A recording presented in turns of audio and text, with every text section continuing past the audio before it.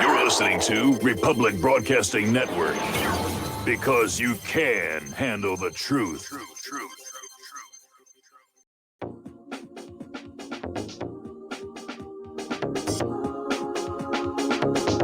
What really happened with your host, Mike Rivero. The history the government hopes you never learn. Here is your host, Michael Rivero. And aloha, America. Welcome to our show today. It is Tuesday, September 22nd, 2020, getting into the week here. And we have got a lot of stuff to talk about today. In fact, we've got a lot of news here. We may delay opening the phones here, but we will open them later in the show so that you can get in there with your comments and questions and so forth. Mike is in our control room, twiddling the dials, keeping us out of trouble, feeding the giant mutant hamster in that wire wheel that powers everything. And so let's get right on into the news. Tropical Storm Beta made landfall in Texas. There's flooding in Houston. Heavy rain batters the Gulf Coast, and they're expecting a 4-foot surge to the area. And they're still recovering from the earlier storms and hurricanes that came on through. So they're having a rough time down there in the Gulf course. And the hurricane season still is not over. So there may be more coming. They've gone through the entire alphabet of names, and now they're using the Greek alphabet to name the storms here. Okay, we're still seeing the aftermath of the passing of the Supreme Court Justice Ruth Bader Ginsburg, and Amy Coney Barrett emerges as the front runner to fill Ginsburg's seat after meeting Donald Trump at the White House. Barbara Lagoa falls to a distant second, but they say she's still in the running here. And the Democrats are having a real hard time with the fact that she's a devout Catholic. She's anti-abortion. She's a strict constitutional originalist. And they have a real problem with that because, of course, the Democratic agenda is to transform this country into something else completely different here. So right now, she's the odds-on favorite to be nominated. Trump has announced he will nominate somebody on Saturday, right after Ginsburg's funeral here. Okay, now Ginsburg herself in 2016 stated there is nothing in the Constitution that prevents the president from a final year Supreme Court pick. And that's absolutely true. Donald Trump is president for 4 years, not 3.5. And the Democrats are trying everything they can to try and derail this. But as of right now, the GOP does have the votes in the Senate to confirm a nominee, whoever that may be here. The Democrats are basically powerless to stop this from happening through any legal procedure. Of course, extra legal procedures are another matter entirely, and we could see what's going to happen there. But Senate Democrats and their liberal allies confronted the reality Monday. There is no path to blocking Trump's pending Supreme Court nomination other than a political pressure campaign that peels away a minimum of 4 GOP votes.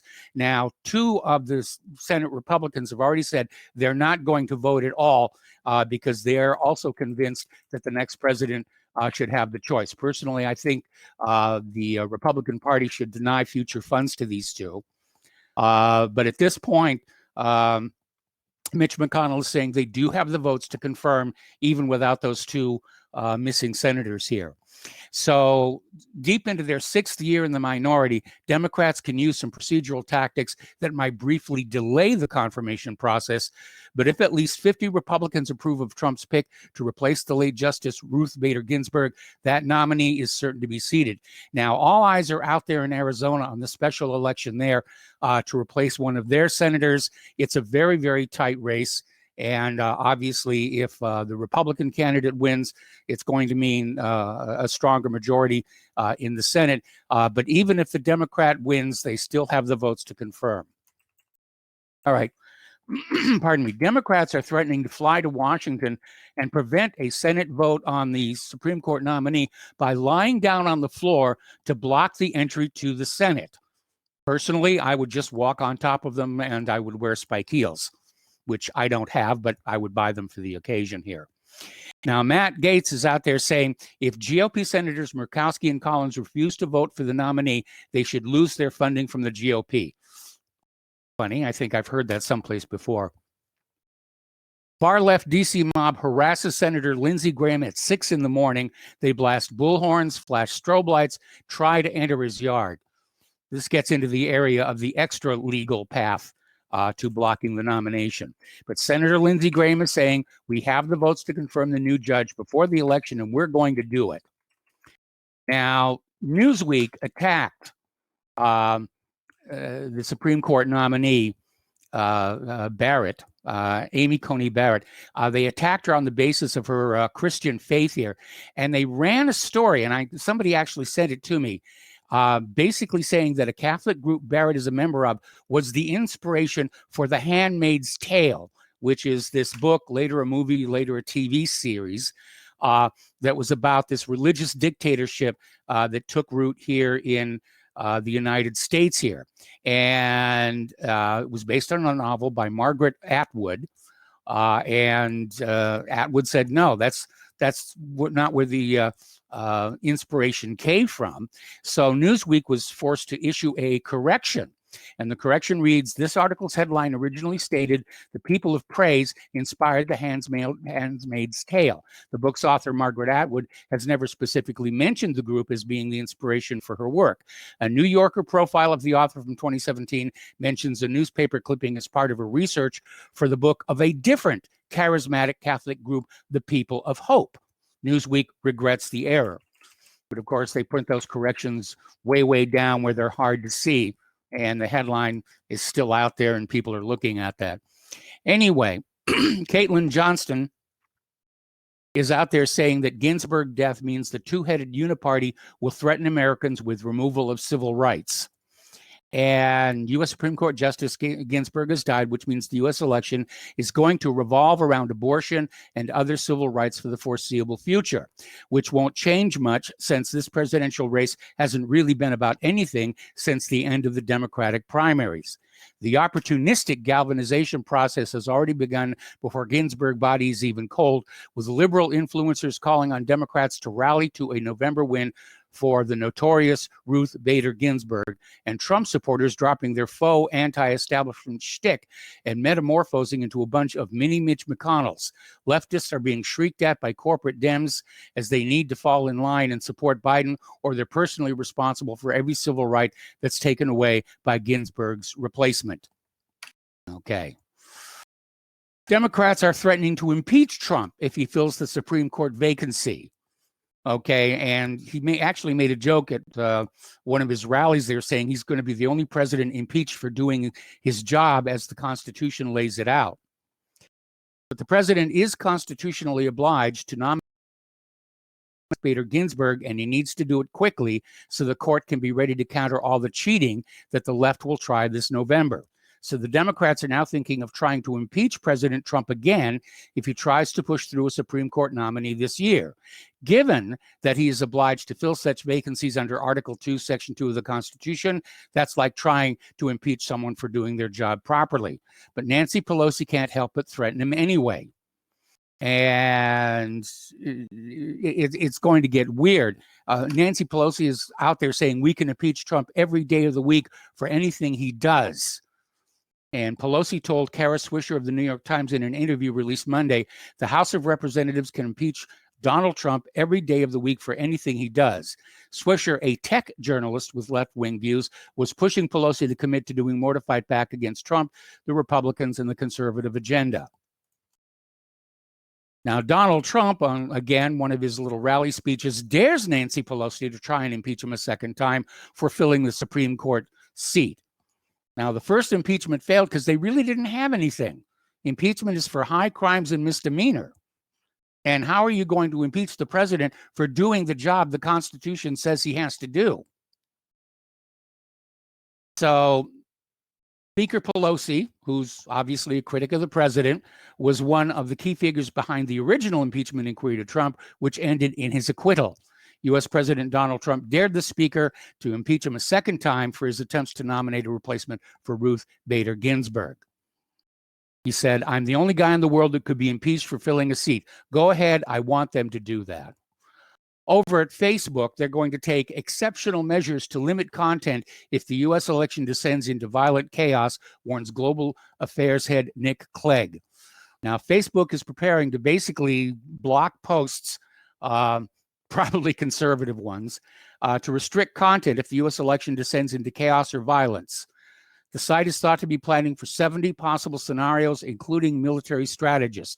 Measures include using artificial intelligence to track and remove dehumanizing content, limiting visibility of borderline posts, and shutting down fake or misleading accounts. Similar measures were used in Myanmar and Sri Lanka. Somebody came out with a ranking of the most democratic countries, and the United States was not at the top of the list. In fact, they were in the category of flawed democracies here. Thousands of supporters line up several hours ahead of President Trump's rallies in Ohio, and he was at two separate campaign events, and huge crowds. Trump supporters are also showing up for Biden's appearance, and they're outnumbering the Biden supporters. Judging by the attendance at these rallies, Trump is crushing Biden. And we had that same giveaway back in 2016 when Trump was filling these sports venues and Hillary Clinton was like talking to maybe 100 people at a bicycle store. And everybody said, no, Hillary's going to win. Hillary's going to win. The polls were saying Hillary was going to win. And Trump won. And it was a huge embarrassment for the polling organizations who are being a little more cautious, but still biased during this election season. Now, Democrats are in a panic mode as a new poll suggests a substantial number of gay men plan on voting for President Donald Trump. And I think it was something like more than 1/3 of the respondents said they were going to vote for Trump. That is a major defection from the Democratic agenda here. All righty. Now, over in Wisconsin, a judge has ruled that absentee ballots can be counted up to 6 days after the election, meaning there will be a huge delay in getting a final result. Now, the judge is saying they have to be postmarked by election day, but as I commented earlier on the same issue, postmarks are not proof against forgery. They're not. Nobody's ever thought that you'd have to fake a postmark, and so there's no protection built into the system. Now, with only, I think it's 39, 38 days until the election, the window of opportunity to get to the bottom of the U.S. government's intelligence gathering on Trump's 2016 campaign is quickly closing. The best hope for transparency lies in a handful of Senate committees and U.S. Attorney John Durham, who are all conducting investigations into FBI, CIA, and other government agencies' Trump-related activities. I don't think it's going to happen. I think Durham is another gatekeeper. He's another fake. The system never eats its own. All right, we're going to talk about Jake Gardner here. Now, Jake Gardner was this Nebraska bar owner who defended himself in the bar and shot dead a George Floyd protester last May. Now, it was originally ruled self-defense. And there was a huge outcry and public pressure was brought to bear, and he was charged for manslaughter, and he wound up committing suicide. And the body of Jake Gardner, 38 years old, of Omaha, was found around 12:20 p.m. outside a medical clinic in Hillsboro, Oregon, some 20 miles west of Portland. His lawyer said that Gardner left Nebraska for the West Coast shortly after the shooting during death threats.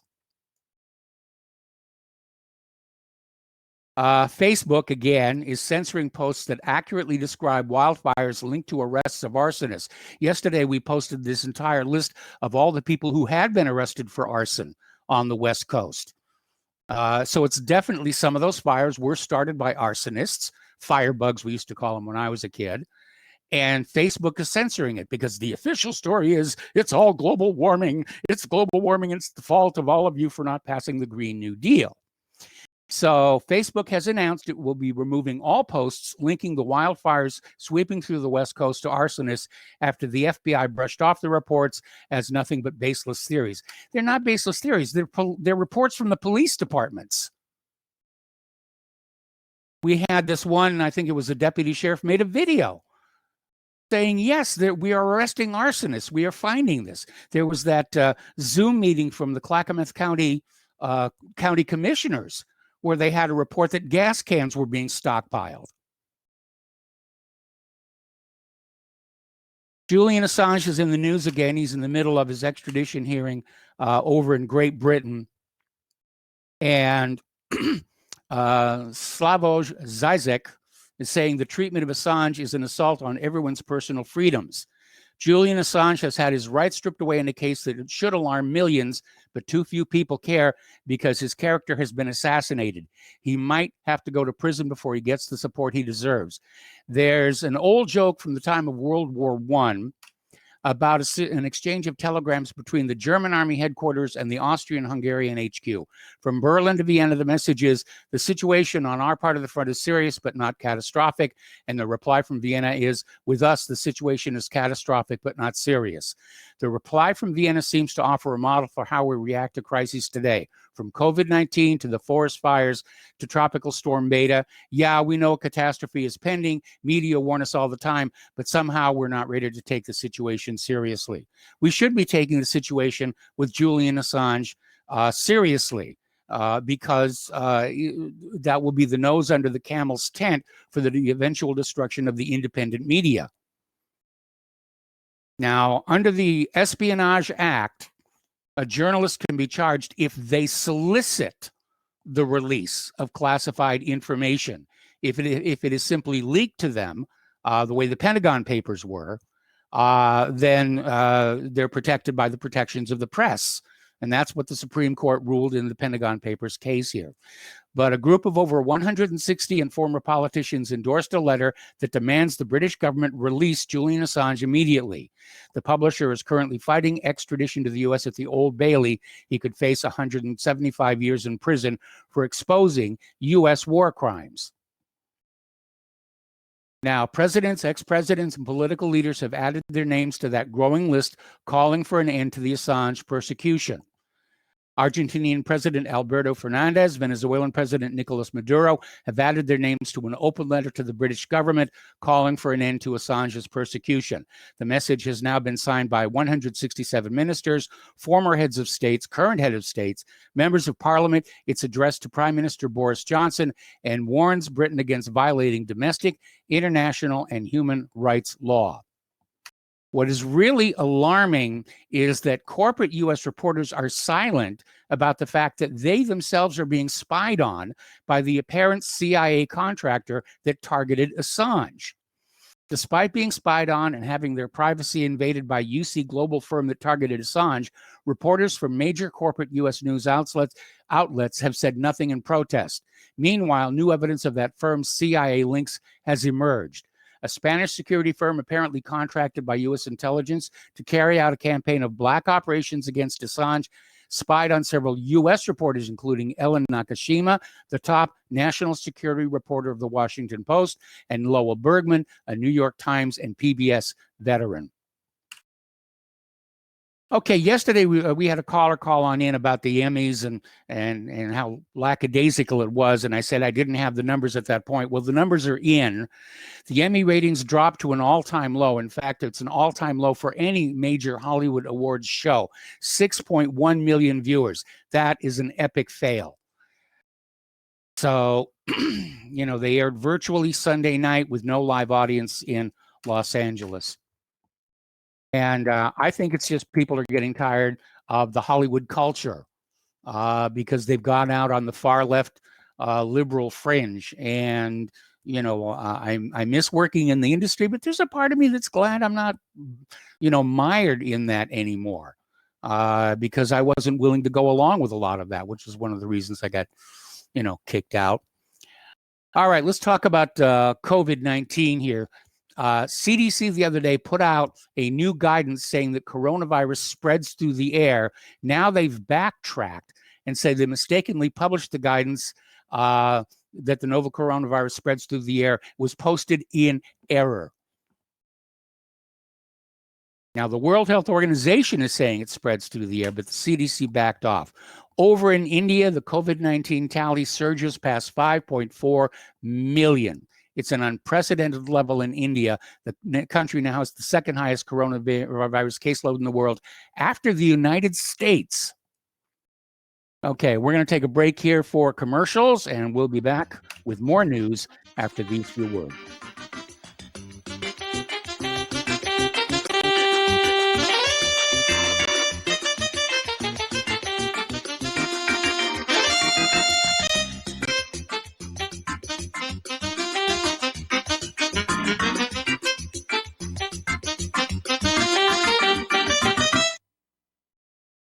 Tired of being lied to by mass media? It's growing more and more apparent today that news is received less and less through standard media outlets. Even with a growing audience every day, RBN is beginning to direct more efforts into social media. Social media and the use of the internet is fast becoming the primary source of people for news, regardless of demographic. RBN has set out to provide some of the best news on the internet through republicbroadcasting.org, and also has begun to use the tools to our advantage by way of social media. Republic Broadcasting is now operating a Facebook page to function as yet another avenue to have our collective voice reach new audiences across not only America, but across the globe as well. The Facebook page features not only news, but also an RBN player to listen to our broadcasts.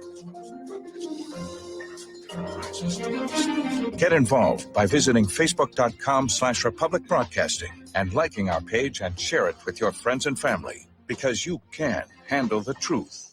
Folks, we're living in a world the likes of which we've never perceived any clearer than we do now. The plan for global governance has been in the works for generations and would have likely been achieved by now, but for the fact that the globalists left open their Achilles heel. With all their tools, Federal Reserve System, fiat currency, no child left behind, and then Common Core education introduced to our schools to dumb us down, vaccines, pharmaceuticals to lobotomize us, GMO foods, insertion of compromised or bought and paid for politicians, judges, mainstream media propaganda, all pieced together like a puzzle designed to ultimately bring the world under submission. But with all their strategy, they forgot one thing: knowledge. And knowledge is power. With knowledge, their bombardment is nullified. Folks, with that, as brilliant and knowledgeable as you've become, among the wisest audience of any radio audience in the world, and you are, I want you to take a moment to reflect and ask yourself, how much of that knowledge did I obtain from Republic Broadcasting Network? How high has my consciousness been raised since I've been a listener? How fast am I now able to discriminate truth from fake news by being a Republic Broadcasting listener?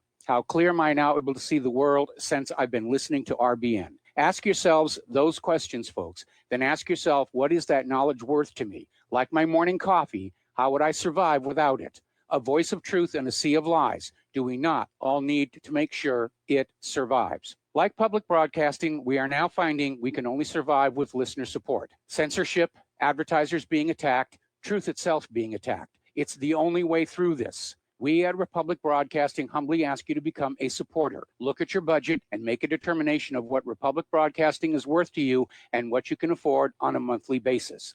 Go to republicbroadcasting.org and pledge 20, 30, 40, 50, if possible, 100 a month or more if it's affordable. Click the donate button and become a regular monthly donor. Assure both us and yourself that Republic Broadcasting truth will continue to flow like that morning coffee. The network thanks you. We will not go down in the night without a fight. You can burn up our mosques and our homes and our schools, but our spirit will never die. We will not go down in Gaza tonight. Women and children alike. And welcome back to our show here. And I want to start off first with a heartfelt thank you to those of you who have been donating to Republic Broadcasting Network. I'd love to be able to say that it's enough and you can stop, but I can't, in all honesty. We still need your help. And so this appeal is specifically to those of you who have not yet donated to Republic Broadcasting to keep us doing what we're doing here, because, you know, there are a lot of costs involved with this. There's networking fees and rent on the office space and the constant having to replace equipment that's wearing out.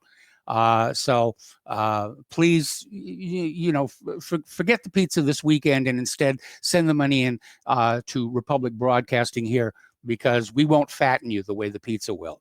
So the postal address where you can send a check, money order, or if you prefer anonymity cash, is Republic Broadcasting Network, 2251 Double Creek Drive, number 302, Round Rock, Texas, 78664. The phone number where you can make a credit or debit card donation is 800-724-2719, extension 3. The network thanks you. Okay, we're talking about the COVID-19. And I'm looking at this article that came out of Investment Watch blog. Public health experts are suggesting the mask wearing is going to be permanent. Many public health officials have stated that the new normal of muzzling oneself in public could be permanent, meaning we'll all be wearing masks forever.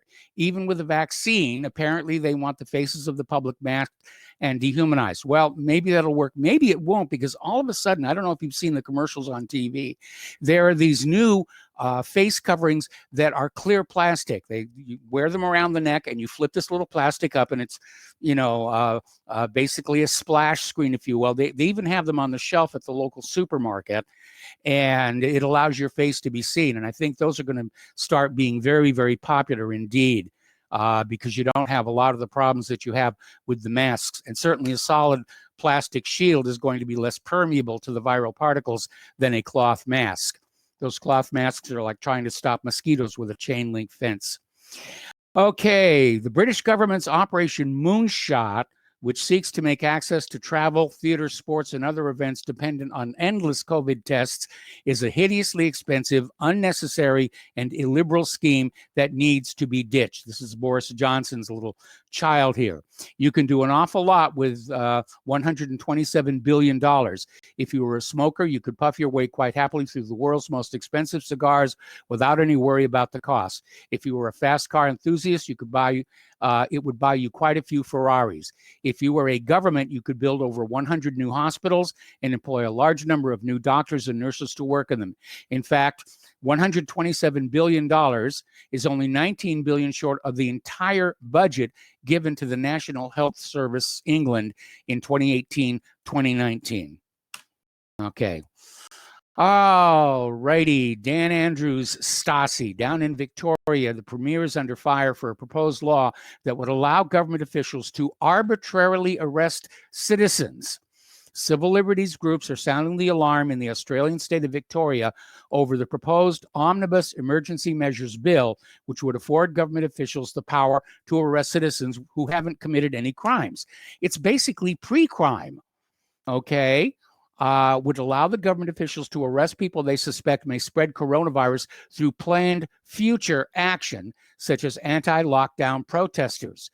Public servants, union officials, or any other government staff, such as protective service officers and WorkSafe inspectors, could be drafted to enforce public health directions pertaining to the coronavirus pandemic should the bill pass the upper house of Parliament in the state. It's getting really ugly down there. Over in Melbourne, police surround and arrest two elderly women for resting on a park bench as a COVID violation. One Australian eyewitness posted a video showing police telling a 38-week pregnant woman she can't sit down due to coronavirus and social distancing enforcement measures. So apparently you can only be out of your house for one of four reasons. And the cops who arrested those two elderly women said, one of those reasons would be exercise. Sitting in a park is not one of the four reasons. Boy, that really is draconian. Australia was a lot nicer when I was working down there. Over in Washington, D.C., they've got a new program that would help restaurants winterize and maintain outdoor dining areas by turning them into indoor dining areas in heated tents. Well, that sounds like an idea a politician would come up with, but let me ask you a simple question here. What's the difference between an indoor dining area and an outdoor dining area surrounded by a tent in terms of potential coronavirus infections? But in cities across the U.S., restaurant owners are working to find any way they can stay in business, and a lot of them have gone out of business. They're not going to recover. A lot of these retail establishments failed to make their August mortgage payments. Okay. The CDC has now officially labeled trick-or-treating high risk for spreading COVID-19. I wonder what they're going to do when Christmas comes around here. Is Santa Claus carrying COVID-19? Okay, we got to take another break. Commercials, and we will be right back.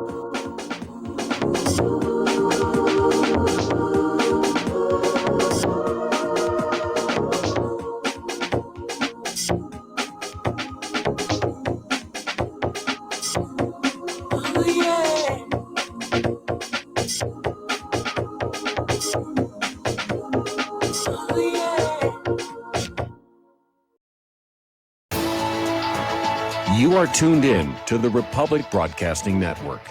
Visit our website by going to republicbroadcasting.org.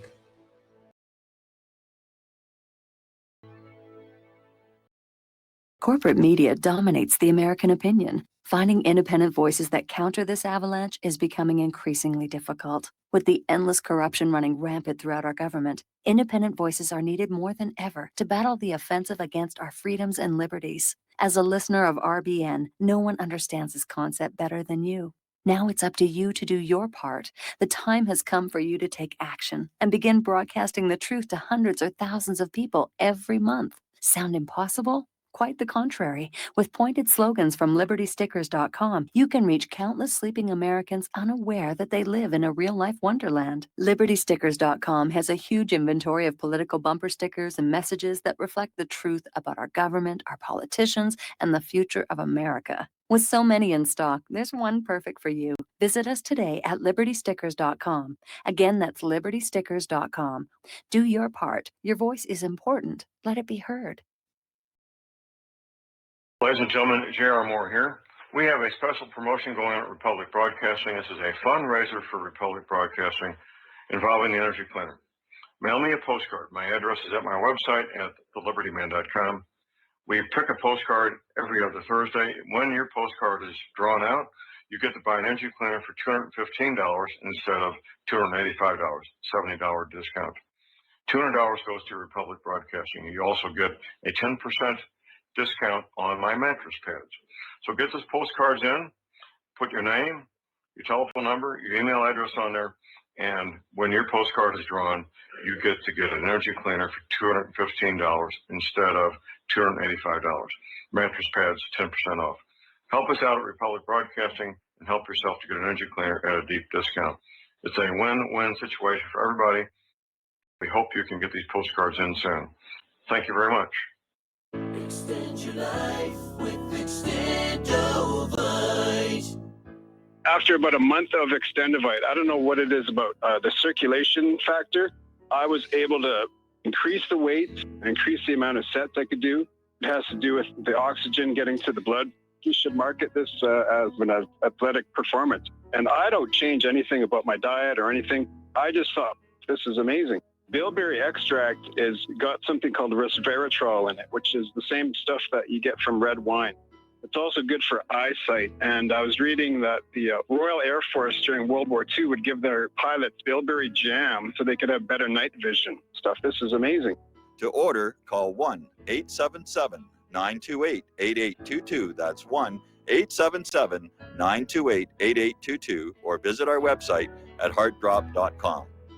Extend your life with Extendovite.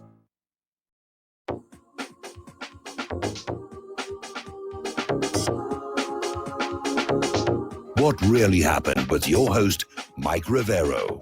Visit us online at whatreallyhappened.com. Here is your host, Michael Rivero. And welcome back to our show here. The phone lines are closed. We're going to open them at the end of this segment, but I really do have a lot of news I need to get through here today. We're still talking about COVID-19. New Yorkers are calling for Bill de Blasio to resign for his sudden change. He was going to let all the students go back to school in the immediate future here, and then all of a sudden he changed that. The return to school is for just pre-kindergarten and some special education students. This was a last-minute decision to postpone in-person classes for a second time. Okay, now then, over in Scotland, families may have to stay in touch using video calls this Christmas, according to Nicola Sturgeon. Thank goodness for FaceTime. What can I tell you here? All righty. Nigel Farage is out there with an article saying, for Britain's sake, we need to fight this lockdown tyranny. And he says, while I supported an initial shutdown in March this year, in order for us to come up with a plan to deal with COVID-19, it is increasingly clear that we must find a way to live with this virus. Just think already of the tens of thousands of cancer diagnoses that have not taken place, or the numbers with chronic heart conditions that haven't been treated. And goodness knows what the impact of suicides, domestic violence, and the mental health of millions of people will be. We simply cannot afford as a nation to go through this again. What really struck me is the way in which this conservative government, using their emergency powers, have been so keen to interfere in our day-to-day lives since the pandemic began. Being put under virtual house arrest for weeks was bad enough. Now, normal people are being threatened with fines of up to £10,000 if they do not do as they are told. Gaza is facing a humanitarian disaster amid acute shortage of medical supplies and handling COVID-19. This, according to the health ministry in the Gaza Strip. They announced on Monday that Gaza would soon witness this humanitarian disaster because of the shortage of medical supplies and equipment. The densely populated coastal enclave needs to double the PCR test to combat the virus. The pandemic is straining Rafah's health services. And there's a story in there about somebody who came down with COVID-19, had to be transferred to a different hospital, and wasn't even admitted until midnight. The beds are completely full over there. All righty, out in California, parents have filed a lawsuit to force the schools to fully reopen as students struggle with distance learning. Do you know how unfair this is to college kids? I mean, they're going hideously into debt, tens of thousands, if not hundreds of thousands of dollars, to sit at home and watch a class over a little tiny computer screen. I don't think that was exactly what they expected when they signed up there. Speaking of college, apparently one of the online-only students who's never actually on campus was suspended indefinitely for attending a party. Now, the party was consistent with New York City's Phase 4 COVID-19 guidelines, which allow events of up to 50 people. Many attendees went maskless, but Andy says he didn't stand in close proximity to anyone other than his roommates, who are also students, and they left after a short while. But apparently somebody posted a video of the party on social media, and it was reported to NYU administrators by the university's COVID-19 compliance system. On Sunday, August 23rd, a day after the party, the NYU Director of Student Conduct, Craig Jolie, sent an email to Andy accusing him of threatening the health and safety of the NYU community. Now, remember, this guy's never actually on campus. He's a remote learner. Monday, the NYU suspended him indefinitely and says that to return to campus in 2021, he'll need to write a reflection paper and beg for readmission. The problem is he's on a full tuition scholarship that could be ended because of the disciplinary status. That is definitely not fair. Okay, in a recent report, Washington-based consumer watchdog group Public Citizen accused Amazon of price gouging, the practice of raising prices of basic necessities during disasters amid the ongoing coronavirus pandemic. The report itself featured a long list of essential products that were being sold at inflated prices. For example, a box of 50 disposable face masks listed on the platform's own Essentials line now retails for $39.99. This is a 1,000% increase from its designated price back in 2019. Cornstarch, another household essential, saw a 1,010% increase in price, the highest among the limited essential products listed essential products in the report. Sugar and toilet paper were being sold at a 520% markup, while sanitizing products saw an almost 500% increase in price. And by the way, over in Europe, as they keep hearing about the second wave, again, there's a run on toilet paper in the markets there. And people say, you know, don't stockpile. You don't need to. They're going to keep the supply chains going here. All right, turning to the protests and discord in the streets of America here. Bill Barr's Justice Department brands New York, Portland, and Seattle as anarchist jurisdictions. They now face losing billions of federal dollars for failing to maintain law and order.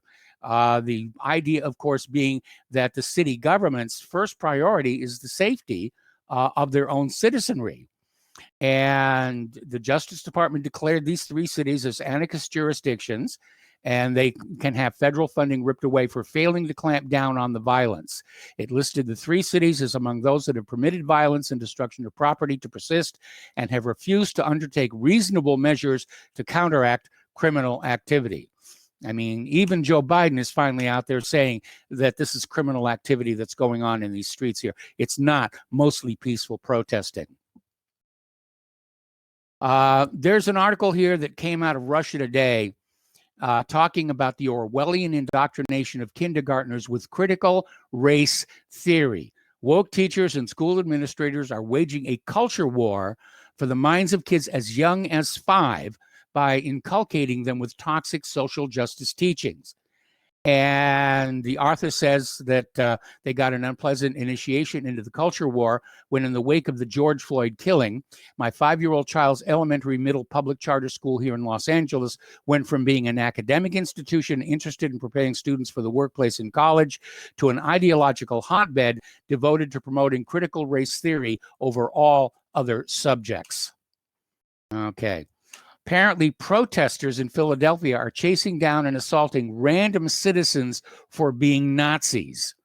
And just as we thought we'd seen the peak boredom from America's misinformed Marxists, 3 new videos out of Philadelphia have surfaced showing that now more than ever, there's too many art students and unemployed millennials that need to find hobbies. This is good news here. GOP lawmakers introduce Hold Rioters Accountable Act. Pelosi, Democrats, and George Soros hit the hardest.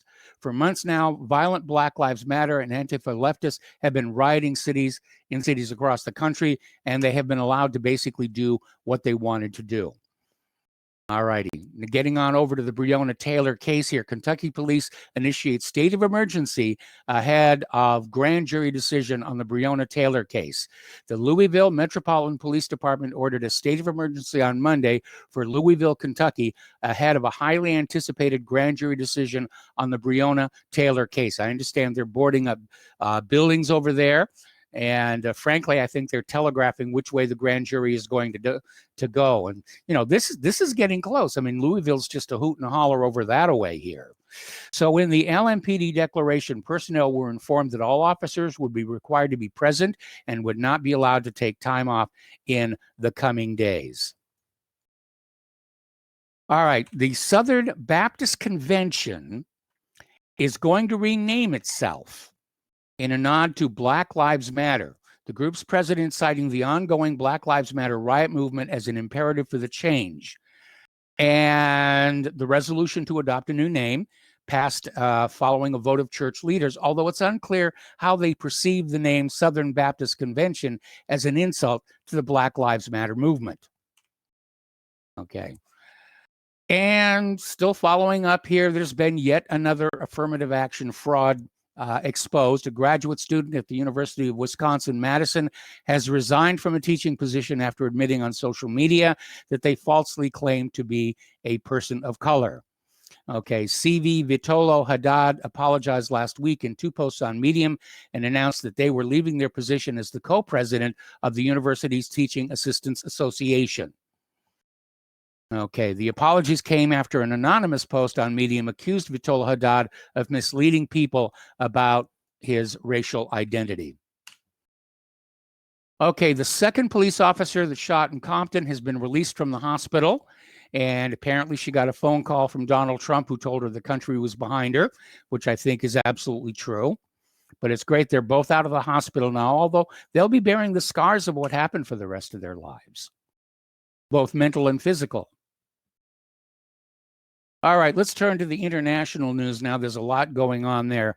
Mike Pompeo is talking about a humanitarian intervention in Latin America. Of course, we never start wars for greedy reasons. It's always humanitarian intervention or bringing them democracy or saving them from a cruel dictator. The U.S. government never admits, well, we're just going to go on and take, you know, their natural resources here. But the United States and its longtime puppet state, Colombia, are moving towards another attempt for regime change against Venezuela's President Nicolas Maduro. Secretary of State Mike Pompeo's Latin American tour, which included Colombia, Brazil, Guyana, and Suriname, all share borders with Venezuela. And it was a display of the U.S. flaunting its economic and military muscle to shape its Latin American policy for its economic and geopolitical advantage in the region. Pompeo's press statement began, the United States remains the largest single donor of humanitarian and development assistance around the world, including for Venezuelans in need, because doing our part to respond to global crisis situations is a national security priority. I wonder if they're going to invade before the election here.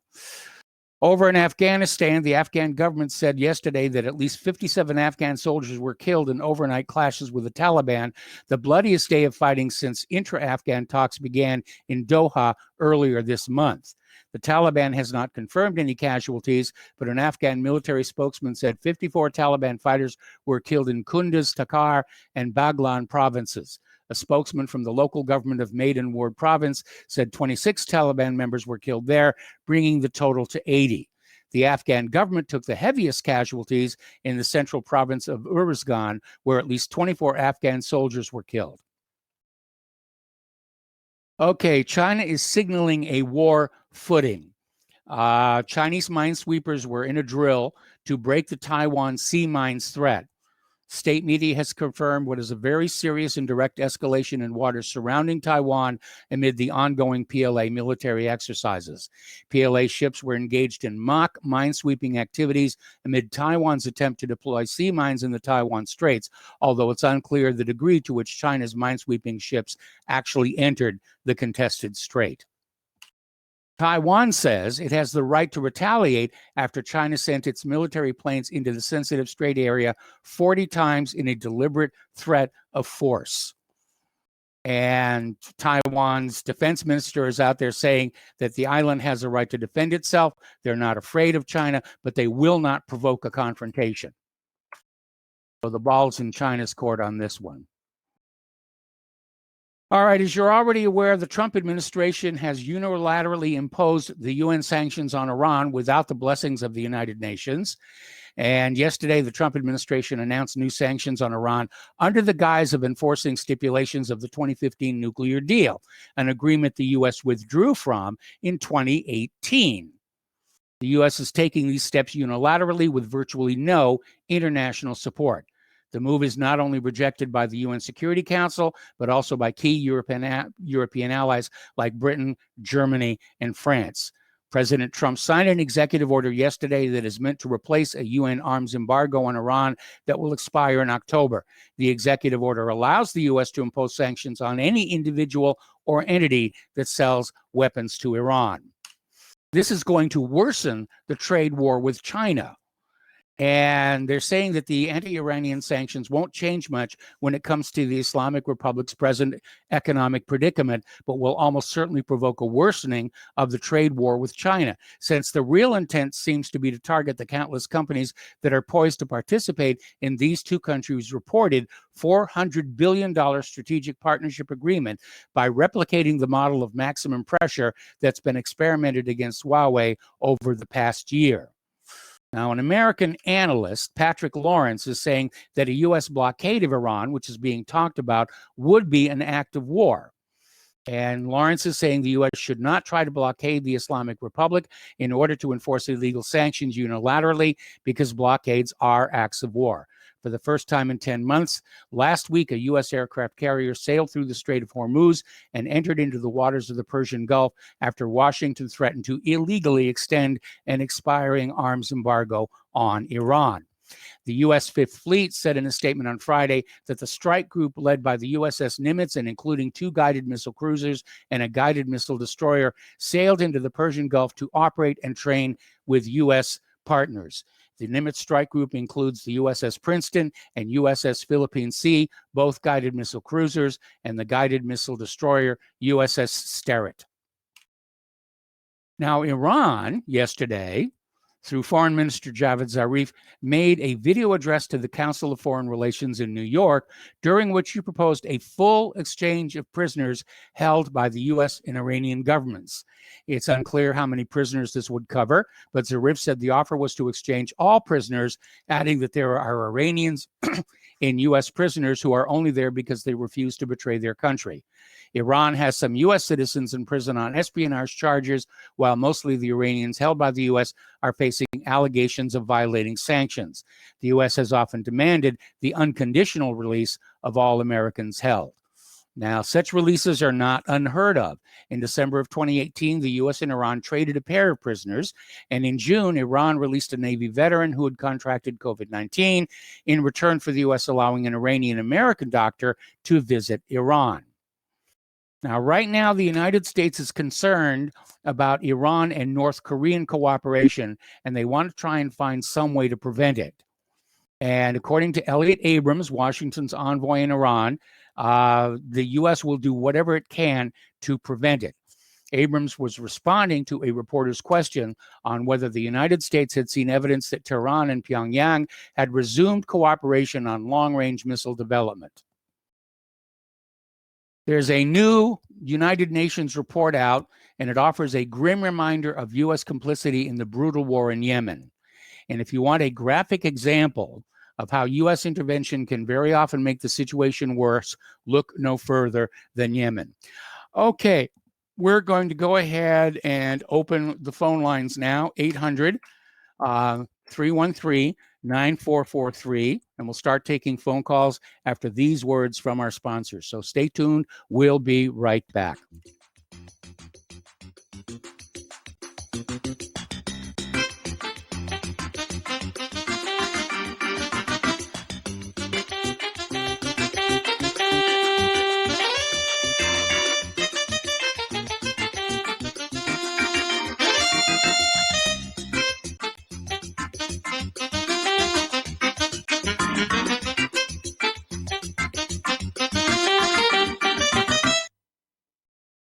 Homeowners, are you in foreclosure, expecting to be served with a foreclosure lawsuit, or suspect your lender has coerced you into an illegal mortgage transaction? A huge number of mortgages made in the last 10 years have legal issues and are possibly defective. State laws and the U.S. Supreme Court have upheld that defective mortgage documents are grounds for foreclosure defense and for counterclaims in favor of the homeowner. If your mortgage has been sold or assigned since closing the loan, it may be defective and you may be paying the wrong party, and the lender may not have standing or the right to foreclose or collect payments under the law. If you would like to know if your mortgage is legal or not, or know if you are paying the right party, we can help. Our initial consultations are free of charge. We are not attorneys. We are legal researchers and work closely with experienced lawyers who know how to help you find the evidence to help you keep your home. Call toll free 1-855-2-KEEP-IT. That's 1-855-2-KEEP-IT today. Hello, I'm Dr. Leonard Horowitz. I was right 30 years ago in warning the world about threatening lab virus outbreaks, AIDS, and Ebola. I was right 20 years ago when FBI Director Robert Mueller made me a suspect in the anthrax mailings because I warned the Bureau before the CIA's biocrime and Cipro sales psyops happened. I was right about COVID-19 being an AIDS-laced mutagen planned to resurge this fall to excuse officials' profitable depopulation globalization agendas. And I was right about the only safeguards being antioxidants and holy spiritual sustenance. Vitamin C, D, zinc, chlorophyll, oxygen, and oxysilver especially transmits the frequency resonance to neutralize the expanded function bioweapon. Oxysilver is a double superconductor of the healing power of love. It is the first nutraceutical invented to amplify prayer power and the faithful, loving intention of your heart. Buy, try, and stockpile Oxysilver through healthyworldstore.com.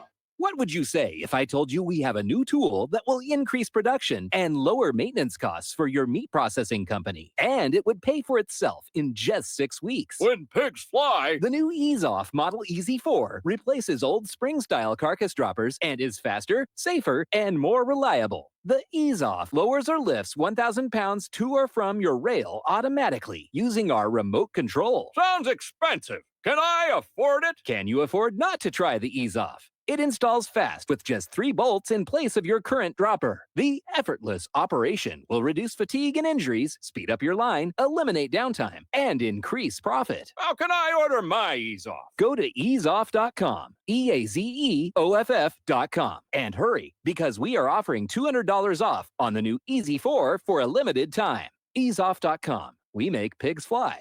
Cows too. EaseOff LLC, Summersville, Missouri, 417-932-6419.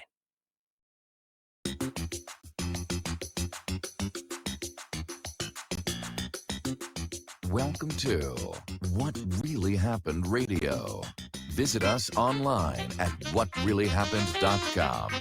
And now, set your eyes on the future and let's consider what really happened. Welcome back to our show here. The phone lines are open, 800-313-9443, and we're going to go to David in Boston.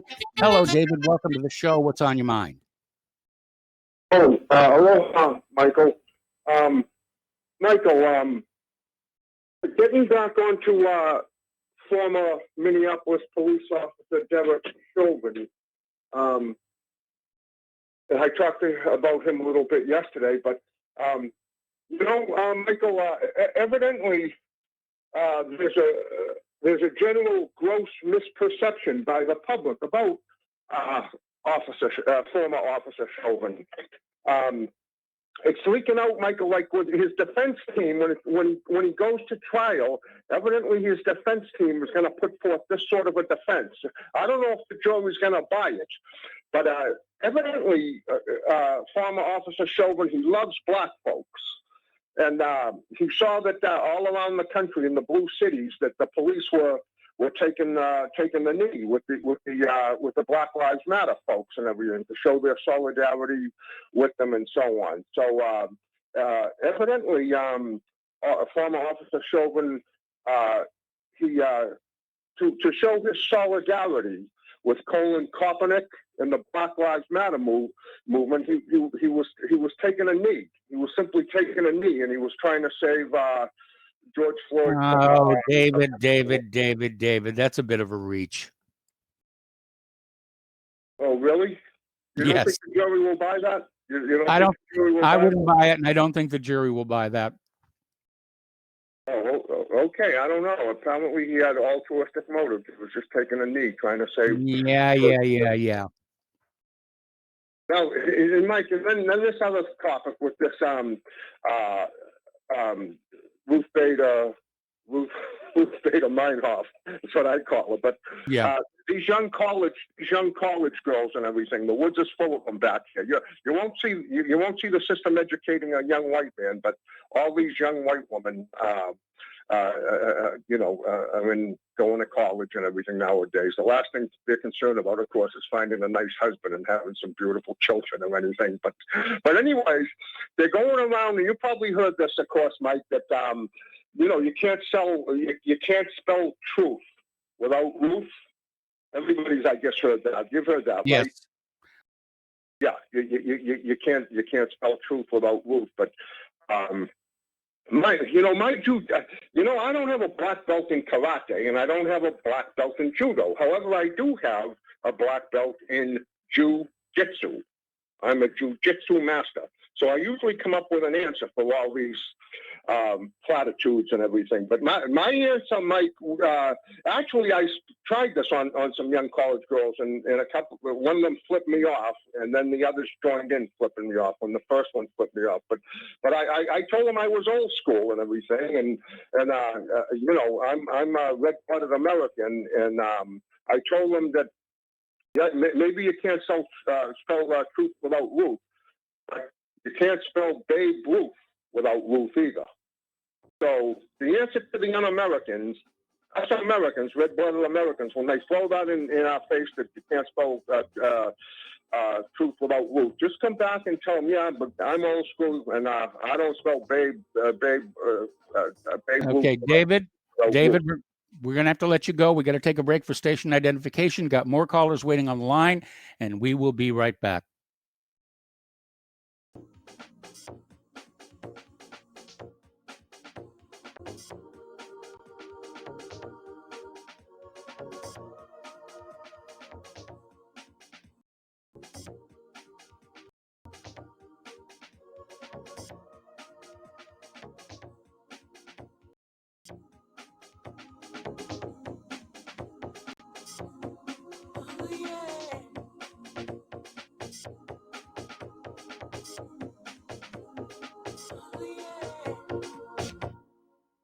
Hey gang, Patrick Slattery here with an important message that is pertinent to anyone who shops for groceries, eats food, or just has an inquisitive mind like myself. What I'm about to introduce you to is a segment of our food culture that has been kept so low profile to the American public that virtually no one is aware of how dominant it is on our refrigerator and cupboard shelves. What I'm talking about is the kosher certification industry and the new app, Koshertified, that delivers a comprehensive education on all aspects regarding this little-known practice. After reviewing this app, I found that it is useful for practically anyone who purchases food. regardless of their religious faith or identity. Its database of products not kosher certified is a win-win convenience for all food-conscious people. So why not check out thekosherquestion.com or click on the link at nationalbugle.com and see how modifying your grocery shopping with the Koshertified app can make a huge difference for your future. This is RBN, the Republic Broadcasting Network.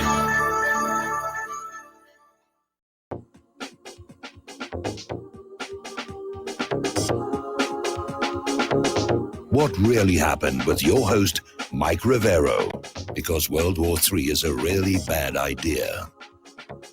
Here is your host, Michael Rivero.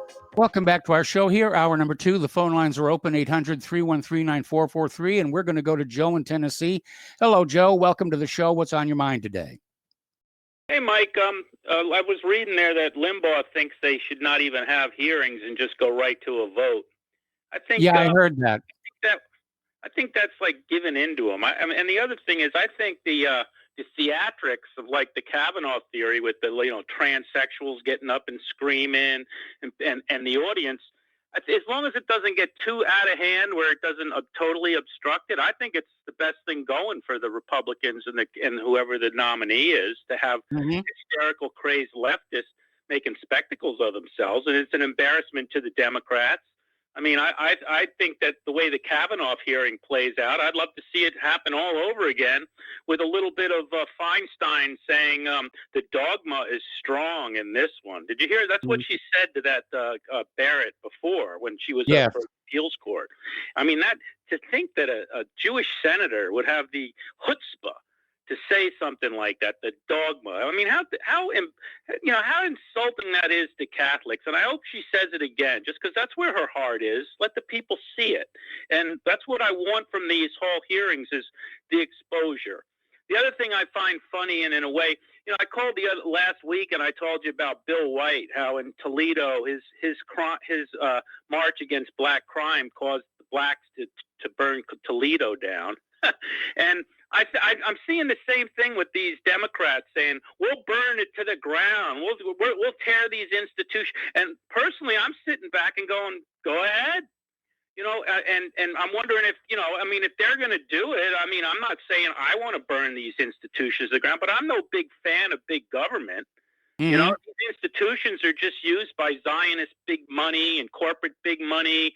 I'm a little guy who's been, as a white Christian, I'm demonized, a straight white Christian, I'm demonized by my government. So the liberals, the same people that are screaming to burn the government to the ground, are the ones that benefit by government. They're the government party.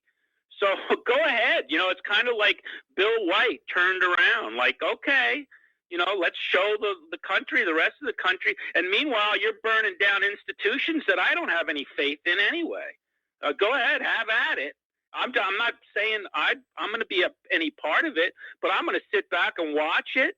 And like I said, these institutions are the same institutions that, throw affirmative action in our face. And they're the same like FBI and stuff that comes and and harasses and tries to entrap white people, yet fund and protect Antifa and their rioters, which is more and more of that is coming out every day.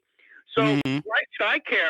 I hope that these protesters, besides protesting out in front of the Supreme Court, somehow or another, they tie it into the FBI and they can go be a nuisance on the FBI also, So I think this is really going to be fun, and I don't agree with Limbaugh. One quick comment. I was listening to Alex Jones, and a friend of mine mentioned something about how Alex always blames the Chinese instead of the Jews.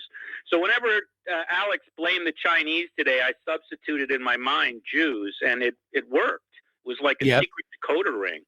And it is kind of funny when you listen to Alex to kind of do that switcheroo, and maybe it's something he's doing on purpose. I don't know, or but it definitely applies.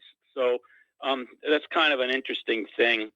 So once again, I'm really going to enjoy this whole thing. This whole Ruth thing couldn't have happened at a better time, as far as I'm concerned. Yeah, let's just watch them all go crazy. I agree. And it's the exposure. We're going to see where everybody is. You know, and let's see that. I mean, it's for the education of the American people. And then when the people get educated, we can move them on. We can move them to relook at 9/11 and look at some of these other things once they come out of that bubble. So anyway, but I'll leave it at that. And thanks for letting me vent. Appreciate it. Not a problem, Joe. Thank you very much for the phone call. We're going to let you go and switch to Al in Canada. Hello, Al. Welcome to the show. What's on your mind? Hi, Mike. 9/11's never going to be looked at, honestly. So well, we look at it, and we know we were lied to, and that's all we really need to care about. Yeah. And as far as Ruth Bader Ginsburg, I sent you a video of this woman driving a car freaking out. Yeah, I just posted it to what really happened. Jesus, what a freak show!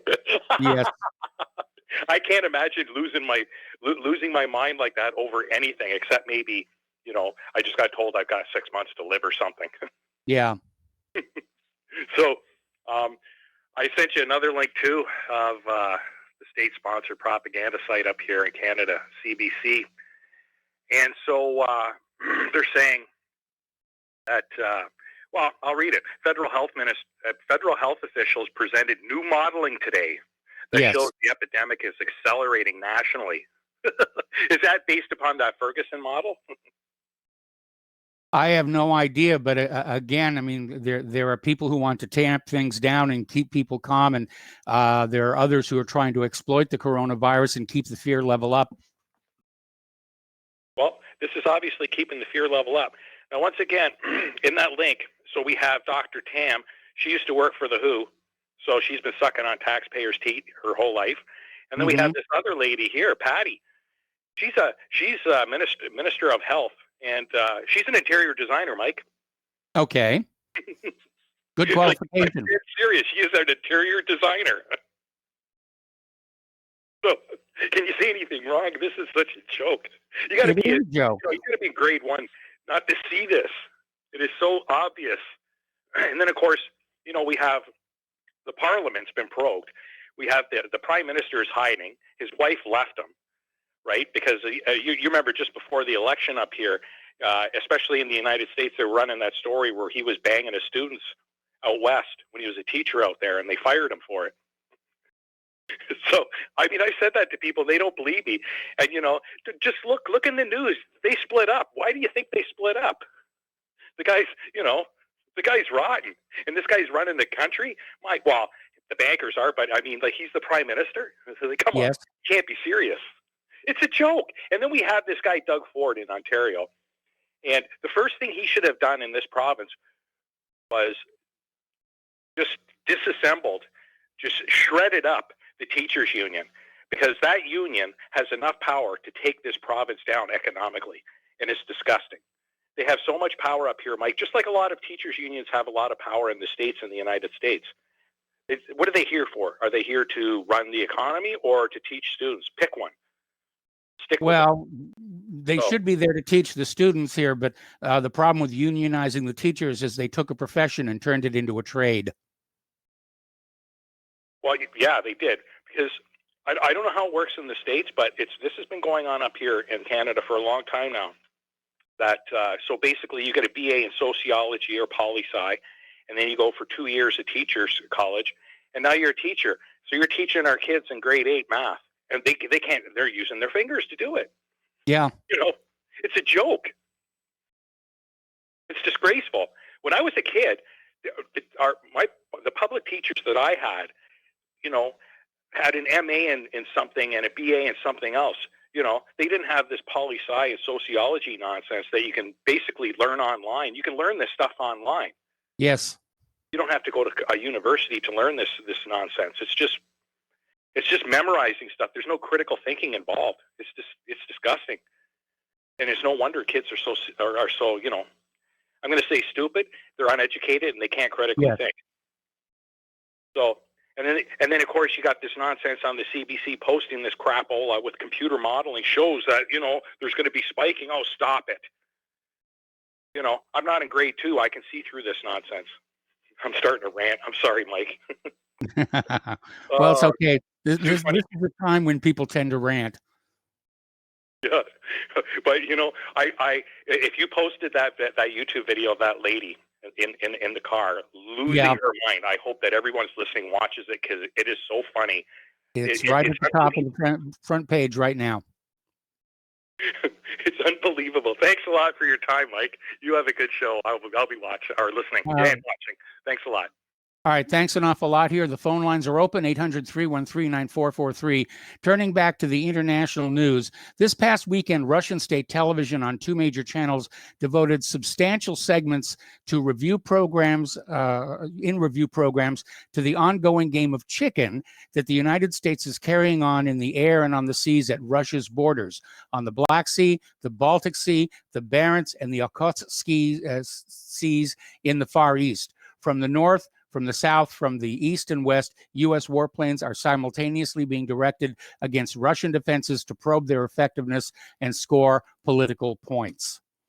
Tremendous brinksmanship. Over in Palestine, Hamas has set a 2-month deadline for Israel to end the Gaza siege.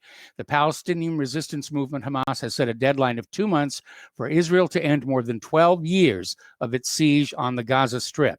Khalil al-Hayya, a member of the political bureau of Hamas, said Israel had blocked humanitarian assistance from entering Gaza over the past few months of the coronavirus pandemic. We talked about that a little earlier in the show. If Israel does not end the siege willingly, he warned, Hamas is militarily capable of forcing Israelis into shelters. Sounds like it's going to get serious there as well. The whole world just seems ready to go to war here. Now, over in Iraq, Shia cleric Muqtada al-Sadr says Israel will mark its own ending by opening its embassy in Iraq amid some reports about Tel Aviv considering opening its virtual diplomatic mission in the Arab country. The prominent Shia cleric made the comment during a sermon at Friday prayers, warning the enemy of God, meaning Netanyahu, who has evil intentions toward Iraq, about possible coming to the Arab country or even thinking about establishing an embassy there. Sadr's warning was apparently a reaction to some unconfirmed reports that Tel Aviv is seeking to establish a virtual embassy in Baghdad, which in turn allegedly wants to open its own in Israel. Addressing the Israeli premier, Sadr further warned that if he took such actions, he would mark the end of the occupying entity, according to the Holy Quran. All righty, now then, the U.S. Space Force, newly formed, is deploying troops to a vast new frontier, the Arabian Peninsula. Space Force now has a squadron of 20 airmen stationed at Qatar's Al Udeid Air Base in its first foreign deployment. The force, pushed by Donald Trump, represents the 6th branch of the U.S. military and the first new military service since the creation of the Air Force in 1947. It has provoked skepticism in Congress, satire on Netflix, and with its uncannily similar logo, Star Trek jokes about intergalactic battles. Future wars may be waged in outer space, but the Arabian Desert already saw what military experts dubbed the world's first space war, the 1991 Desert Stormer operation to drive Iraqi forces from Kuwait. Today, the U.S. faces new threats in the region from Iran's missile program and efforts to jam, hack, and blind satellites. Okay, a Russian missile guru, the creator of Russia's Avangard hypersonic glider, is ridiculing President Trump for claiming Moscow stole the technology from the Obama administration, saying that when they started their experiments in hypersonic weaponry, Obama was still in school. And this is from Gerbert Yefremov, a renowned engineer who played a key role in designing the Avangard. He said, Barack Obama became U.S. president in 2009. Our experiments with these types of things began in Soviet times when Obama was still a teenager. He was still a schoolboy when we were experimenting with hypersonic tech. This is an 87-year-old man. He's been around for a while here. All righty. Interesting little speculative article from Global Research up in Canada, and they do some very serious work.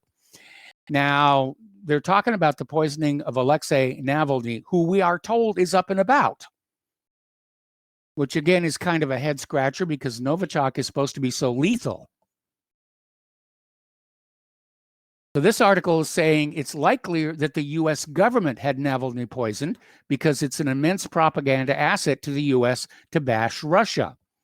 The poisoning of Navalny has created intensified support by pro-U.S. and especially pro-NATO officials in the European Union to block the nearly completed Nord Stream 2 natural gas pipeline from Russia to Germany and to import into the EU instead far costlier United States liquefied natural gas.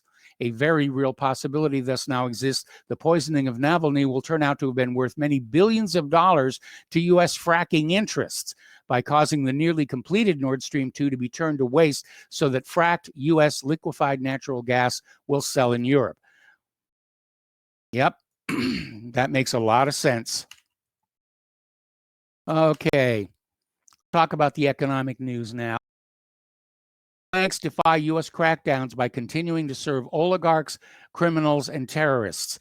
Now, they had a moderately good day on the stock market. They recovered some of the losses from yesterday, which was all being blamed on the delay of a new coronavirus stimulus package. But there are all these scandals that are erupting, like JP Morgan Chase, HSBC, other big banks that have been caught laundering money in huge, huge volumes. And that is starting to pull down on the bank stocks as well. So secret U.S. government documents reveal that JP Morgan Chase, HSBC, and other big banks have defied money laundering crackdowns by moving staggering sums of illicit cash for shadowy characters and criminal networks that have spread chaos and undermined democracy around the world. The records show 5 global banks, JP Morgan, HSBC, Standard Chartered Bank, Deutsche Bank, and Bank of New York Mellon, kept profiting from powerful and dangerous players even after U.S. authorities fined those financial institutions for earlier failures to stem flows of dirty money. U.S. agencies responsible for enforcing money laundering laws rarely prosecute megabanks that break the law, and the actions authorities do take barely ripple the flood of plundered money that washes through the international financial system. Okay, Whitbread is going to cut 6,000 jobs as hotel demand slumps. Whitbread owns Premier Inn and Beefeater, and they're saying that 6,000 of their staff could lose their jobs. The company blamed the cuts on a slump in hotel guest numbers since coronavirus. It comes as the government's furlough scheme, which still pays 27,000 Whitbread staff, ends next month. Meanwhile, pub chain J.D. Wetherspoon has warned its 1,000 staff who work at airport venues that almost half of them could lose their jobs because of the dramatic fall in travel and tourism. Shell is looking to cut their upstream oil operations by 40%. Okay, in other miscellaneous news and computers and whatnot, apparently TikTok stars are starting a new trend where people are grinding down their teeth with nail files to create a symmetrical smile. And dentists are warning they're doing irreparable damage and destruction to their own teeth. There's a lot of very dangerous and stupid things out there on social media, and people will do it because they want their 15 minutes of fame here. All righty, we have another caller waiting on the line. Let's go to Mark in Nova Scotia. Hello, Mark. Welcome to the show. What's on your mind? Mark, there you are. Okay. I have a couple of ideas maybe for you to consider to maybe able to help you increase your revenue and grow what really happened. Are you interested? Sure. On your YouTube channel, do you have links to T-shirts, hats, memorabilia? We have an online store over at Cafe Press, which is linked from the main page. I haven't put the links on the YouTube videos, and I probably ought to. Yes, well, I think so, because like if you have all the information on your channel, like just in my opinion, right? Yes. Where you can donate, places where you can get your memorabilia and stuff. When people come to your channel, like you have like 100, 150 people that follow you live, and by the end of your show, you average about 600 views. You have 21,000 subs, right? Yes. People come there, and if it's right there visually, very easily to access, I think people would access it so much quicker. That's a very good idea. That's a very good idea. One of my weaknesses is that I do this for altruistic reasons, and I don't devote enough time and thought to increasing our revenue. Mark, stay on the line. I'm going to keep you through this commercial break and hear the rest of your suggestions after these few words.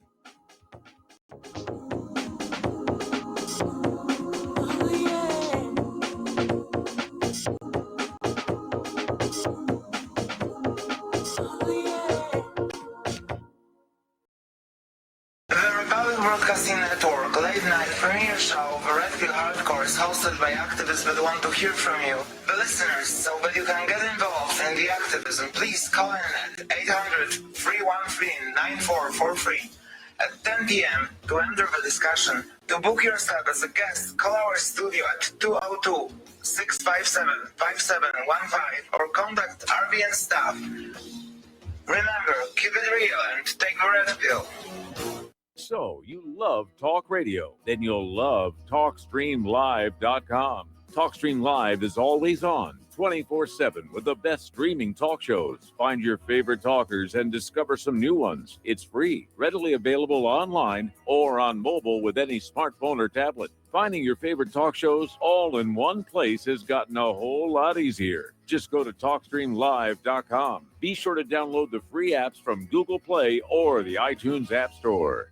Folks, we're living in a world the likes of which we've never perceived any clearer than we do now. The plan for global governance has been in the works for generations and would have likely been achieved by now, but for the fact that the globalists left open their Achilles heel. With all their tools, Federal Reserve System, fiat currency, no child left behind, and then Common Core education introduced to our schools to dumb us down, vaccines, pharmaceuticals to lobotomize us, GMO foods, insertion of compromised or bought and paid for politicians, judges, mainstream media propaganda, all pieced together like a puzzle designed to ultimately bring the world under submission. But with all their strategy, they forgot one thing: knowledge. And knowledge is power. With knowledge, their bombardment is nullified. Folks, with that, as brilliant and knowledgeable as you've become, among the wisest audience of any radio audience in the world, and you are, I want you to take a moment to reflect and ask yourself, how much of that knowledge did I obtain from Republic Broadcasting Network? How high has my consciousness been raised since I've been a listener? How fast am I now able to discriminate truth from fake news by being a Republic Broadcasting listener?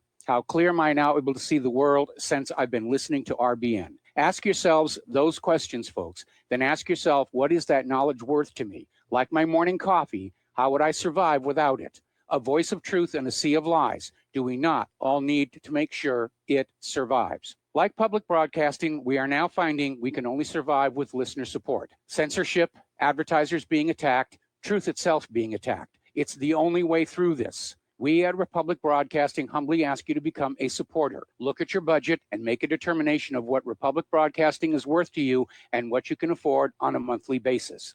Go to republicbroadcasting.org and pledge 20, 30, 40, 50, if possible, 100 a month or more if it's affordable. Click the donate button and become a regular monthly donor. Assure both us and yourself that Republic Broadcasting truth will continue to flow like that morning coffee. The network thanks you. Some are maxed out all their credit cards. Some are working 2 jobs and living in cars. Minimum wage won't pay for a roof, won't pay for a drink. If you gotta have proof, just try it yourself, Mr. CEO. See how far 5.15 an hour will go.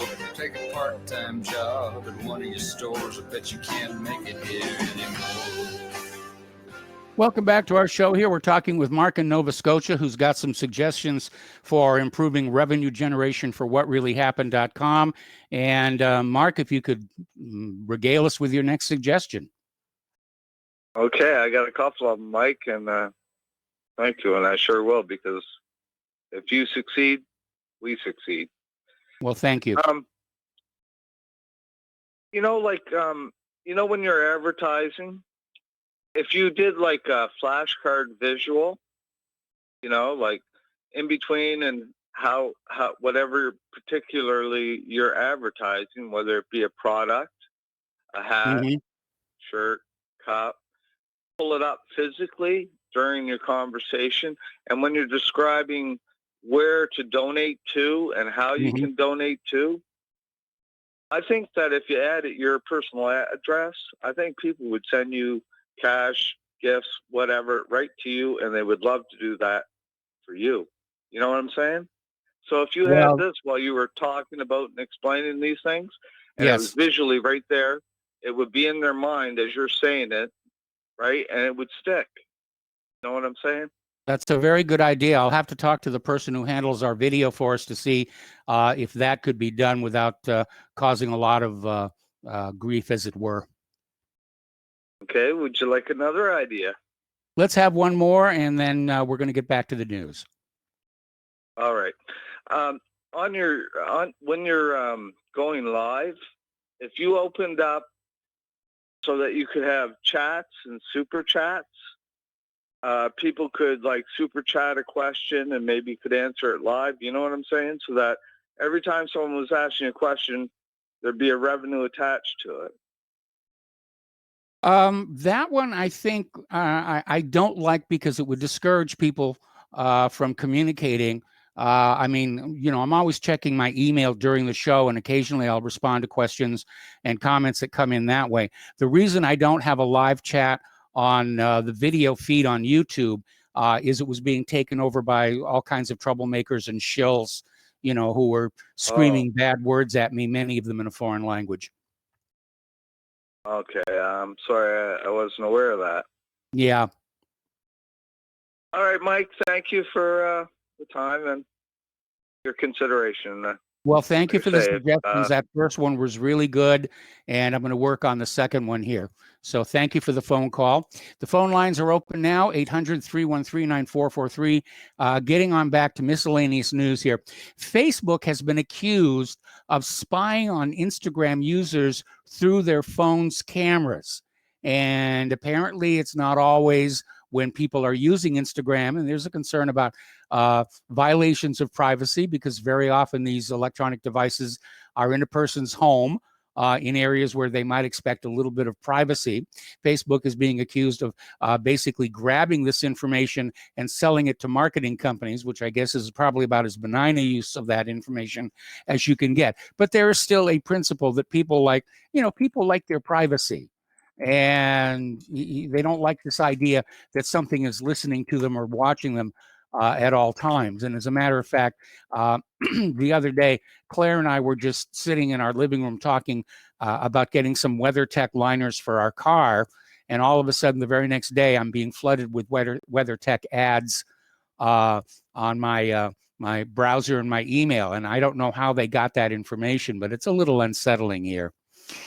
Okay, Twitter has apparently locked TV host Steve Malzberg account after he linked to a video of Joe Biden groping a very young child.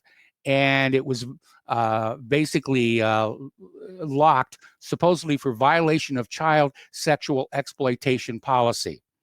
I think Twitter just wanted to protect Biden from his own history here.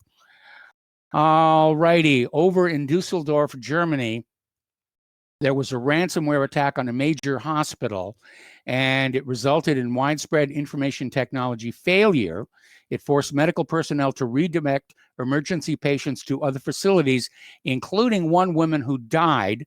This may be the first death directly linked to a cyber attack. So German authorities revealed on Thursday they'd made contact with anonymous hackers who carried out a botched ransomware cyber attack that had unintentionally crippled the IT systems of the Dusseldorf University Clinic since the week prior. A total of 30 servers were encrypted the previous week, according to a recent report issued by the Justice Ministry of the state of North Rhine-Westphalia. Though an extortion note was uncovered on one of the encrypted servers, it was actually addressed to Heinrich Heine University, a school affiliated with but separate from the hospital. And this is another reason why I wish that somebody in government would take cybercrime a little bit more seriously. Now, obviously, if you attack a government server, they'll come after you. But out here in civilian land, cybercrime is running rampant. I was seeing a commercial for LifeLock is now offering a service to lock your mortgage, because apparently mortgage and title fraud is the fastest growing area of cybercrime, according to the FBI, where people are literally having their homes stolen. and getting evicted from a home that they own outright that they hadn't sold. Okay, we got to take another break for a commercial, and we'll be right back with more news.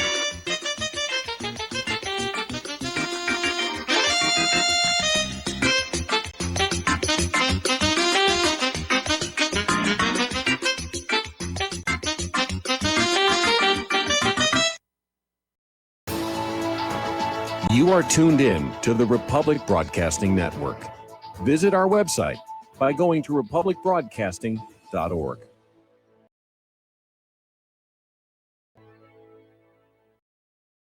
Extend your life with Extendovite.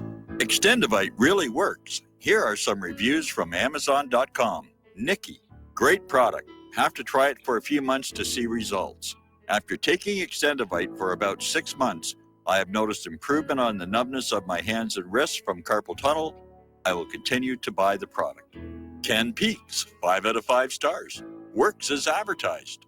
This formula is very powerful. Be careful to follow directions. I am feeling much better. My heart rate and blood pressure has stabilized and my lower edema has reduced. Lower leg pain due to blood clots has disappeared. Thank you. To order, call 1-877-928-8822. That's 1-877-928-8822 or visit our website at heartdrop.com. Extend your life with Extendovite. Is your property a financial burden and causing you grief? Have you tried to sell but can't find buyers? Or are you just too busy to sell your property? Don't worry, we have the right solution for you. We buy properties as is, with cash, close in 30 days, and pay all closing costs. Our service is ideal for property owners who are in pre-foreclosure, have high-end repair costs, experiencing financial hardship, going through costly divorces, are relocating, need cash for retirement, suffering family loss, or have tax liens. Whatever your situation may be, we can help you sell your property and get the money you need. If you own a single-family home or multiple family units, call us for a free consultation at 888-910-1037. That's 888-910-1037. Or visit our website at cachingproperty.com. That's cachingproperty.com. Sell your property fast and leave all your worries behind. Homeowners, if your lender has gone out of business or sold your transaction to another lender or servicer, you may be the victim of a wrongful foreclosure, resulting in the loss of your home. If you've already lost your home, are in foreclosure, or even in good standing, you can challenge the mortgage transaction's illegal issue, and your property can be restored to you, and your foreclosure can be stopped or reversed, and the mortgage transaction declared unenforceable. State laws, U.S. title codes, the Uniform Commercial Codes, and U.S. Supreme Court rulings have upheld that defective mortgage documentations can reverse or stop foreclosures and enforce property title claims in favor of the homeowner. We are having successes in stopping the process of foreclosure, the enforcement of the foreclosure judgments, the sale of property, and evictions after the sale. We are not attorneys, and we don't give legal advice. We are a professional team of legal researchers, providing forensic mortgage audits and expert witnesses. We have the knowledge to produce the evidence and enforce laws regarding your legal issues. We've been in business for 12 years without a complaint. Consultations are free, and we provide a free title search to confirm if your mortgage has legal defects. Please call 855-253-3748. 855, the number 2, keep it today. What this country is coming to, I sure would like to know. If they don't do something by and by, the rich will live and the poor will die. Doggone, the panic is on. Can't get no way, can't draw no pay. Unemployment getting worse. Welcome back to our show here. We're going to go back to the phones to Ken in New York. Hello, Ken. Welcome to the show. What's on your mind today? It's amazing how little people understand how things work in a cell phone or a smartphone. For example, yes, I had a conversation with somebody a couple of weeks ago, and I said to her, how do you know that the camera and the microphone are really off? Oh, well, I turned them off. Well, as I understand it, they can be turned on remotely again. And one of the reasons that all modern cell phones have a speakerphone capability is to justify a microphone that can hear the entire room. Right. Well, the point is that the button itself does not turn the microphone of the camera on and off. It is being scanned by a circuit of the CPU, and the CPU does it. So that obviously means somebody else can, if there's a back door built into it, can easily control it remotely. And I'm Yeah. sure they do. Well, So I'm the pretty only- the only certain way that you might- it was my smartphone that overheard my wife and I talking about WeatherTech, and was probably being, scanned by a machine that pulled out the word WeatherTech and said, this guy's interested in your product, which, I am. But it was a little unnerving to see it happen like that. Well, I also have a sister in New York City, and we were discussing, she has a Gmail account, and once in a while I'll use email. And I have a paid account that I use that comes from Australia. I'm not sure that that's a good idea anymore. True. But we started discussing something about cat food. I said, I'm going to make an example, because I said, watch what you say on this. And they have New York City cable company, must be big enough, and it works both ways, and they probably have their internet attached to it. Mm-hmm. And she calls me back in a couple of days and says, we're getting advertisements for cat food. Yeah. Well, it's nice that we're not getting advertisements for things we have no interest in. Unfortunately, when you're working in talk radio, you talk about a lot of things that are subjects on the radio show that you're not personally interested in. So, I get all kinds of weird ads and stuff here. Somebody was sending text messages to my cell phone for a porn site. I'm 68 years old, and I'm kind of a little past that sort of thing. Well, I noticed something else about when you get calls or robocalls. Yes. I get home at certain times during the day. I don't have a regular schedule. I work a little in the morning and I work in the afternoon. And I think there's a probing going on, because when somebody calls me and I inadvertently lift up on them, all of a sudden I get a bunch of other calls from other places. Probably they are here. Now, one of the things I like about yeah. the latest version of the iPhone software is if apparently Apple is keeping a list of scam callers, and the call will go through to your phone and be registered, but it won't ring the phone, and it'll be labeled potential scam call. So, I'm seeing in recent calls, I'm seeing all these highlighted calls that didn't ring through to the phone. And I figure if it's really important, they'll leave a message. And if they don't, it's not somebody I want to talk to anyway. So at least Apple is trying to deal with this. Well, this is, in my case, I'm just talking about it's a VoIP system. Okay. And I noticed that I get a lot of calls. They come up on the caller ID as various villages and towns on Long Island. And I know from experience, if I lift up on one of them, I'm going to get, somebody offering me something. And yet, when I use the answering machine that goes through the answering machine, there must be a signal going on somewhere that they can detect, because that doesn't trigger the swarm of calls. If it goes in the answering machine and I just ignore it, they always hang up, don't leave a message, and then I don't get the swarm. The mistake occurs if I pick it up at a certain time. I start getting these calls at a certain time during the day. It's like, okay, we know you're going to be home at that time of the day, so we're going to bombard you. That's all I have. Yeah, it is an annoyance. I get more of those telemarketer calls than I get regular phone calls here. What's really interesting is, they try and say the call is coming from a number that's near where you live. But Claire and I are still using our Hawaii phone numbers for professional reasons. And so I'm getting all these calls from the 808 area code, from people I know they're marketing calls, so I never respond to them.